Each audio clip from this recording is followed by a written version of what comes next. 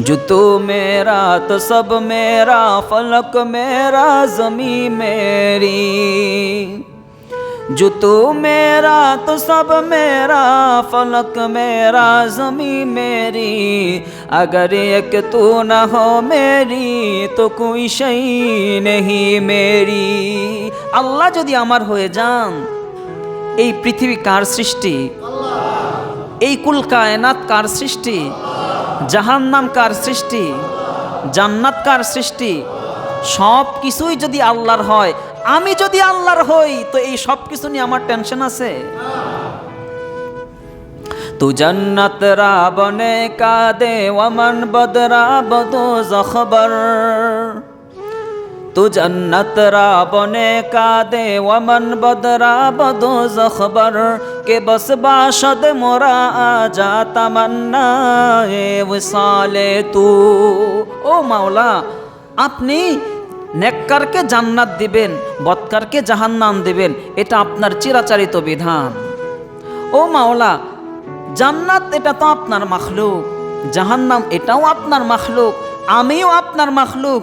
ও মাওলা, জান্নাতকে আপনি বানাইছেন, জাহান্নামকে আপনি বানাইছেন, অভাবকে আপনি বানাইছেন, কষ্টকে আপনি বানাইছেন, মুসিবতকে আপনি বানাইছেন। ও মাওলা, আমাকেও আপনি বানাইছেন। মাওলা, এই সব কিছু নিয়ে আমার কোনো পরোয়া নাই, আমি শুধু আপনার হতে চাই। যখন আপনার হয়ে যাব, আপনি আমার হয়ে যাবেন, এই সব কিছু নিয়ে আমার কোনো পরোয়া নাই। এই কারণে জিন্দেগির মিশন, পুরা জীবনের একটাই আমার মিশন থাকবে, পুরা জীবন জুড়ে একটাই আমার উদ্দেশ্য থাকবে, যে আমি আমার আল্লাহর হয়ে যাব। কার হয়ে যাব?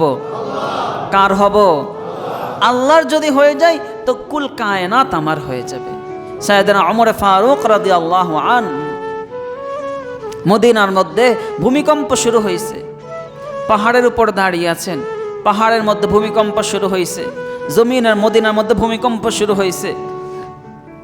ওমরের হাতের মধ্যে ছিল চাবুক, চাবুক দিয়ে মাটির মধ্যে আঘাত করলেন, পাহাড়ের মধ্যে আঘাত করে বললেন, থেমে যাও, আমি তো তোমার উপরে ইনসাফকে প্রতিষ্ঠা করেছি। এক আঘাতে ভূমিকম্প থেমে গেছে। কেমন মানুষ, কেমন মানুষ ছিলেন তারা! আল্লাহর নবীর সাহাবী আফ্রিকার জঙ্গলের মধ্যে গিয়ে আফ্রিকার হিংস্র প্রাণীদের সামনে দাঁড়িয়ে ঘোষণা দিলেন, আমরা রাসূলুল্লাহ সাল্লাল্লাহু আলাইহি ওয়াসাল্লামের পক্ষ থেকে মুহাম্মদ রাসূলুল্লাহ সাল্লাল্লাহু আলাইহি ওয়াসাল্লামের দূত হিসেবে এখানে এসেছি। ইসলাম প্রচারের স্বার্থে আজকে রাত্র আমাদেরকে এখানে থাকতে হবে। হিংস্র প্রাণীরা আজকে রাত্রের জন্য এই জঙ্গলটা খালি করে দাও। কি তাদের সম্পর্কে আমরা কেমন ধারণা রাখব? তারা কেমন মানুষ ছিলেন?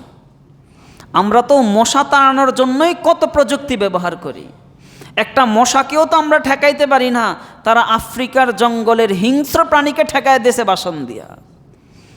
কেন? जो तू मेरा तो सब मेरा, फलक मेरा ज़मी मेरी। अगर एक तू न हो मेरी तो कोई शई नहीं मेरी।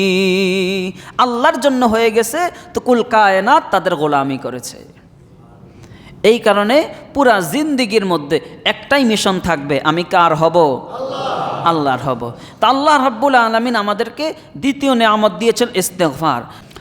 তো এই তাওবার জন্য আমরা কয়েকটা জিনিসকে সামনে রাখবো। এক নাম্বার, তাওবা করার জন্য নিজের পূর্বের গুনার উপরে পূর্ণ মাত্রায় লজ্জিত হওয়া লাগবে।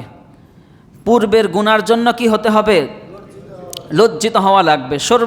একেবারে সর্বোচ্চ পর্যায়ের লজ্জা নিজের মধ্যে নিয়ে আসতে হবে। আনবো কীভাবে? যে আল্লাহ আমাকে খাওয়ান, আল্লাহ আমাকে পরান, আল্লাহ আমাকে লালন পালন করেন, আমার জন্য প্রতি মুহূর্তে অক্সিজেনের ব্যবস্থা করেন। ওই আল্লাহর সাথে আমি কেমনে নাফরমানি করি? কিভাবে আমি ওই আল্লাহর আদেশকে অমান্য করলাম? এই লজ্জা নিজের ভিতরে আনতে হবে। কথা কি বুঝতেছেন না আপনারা সবাই?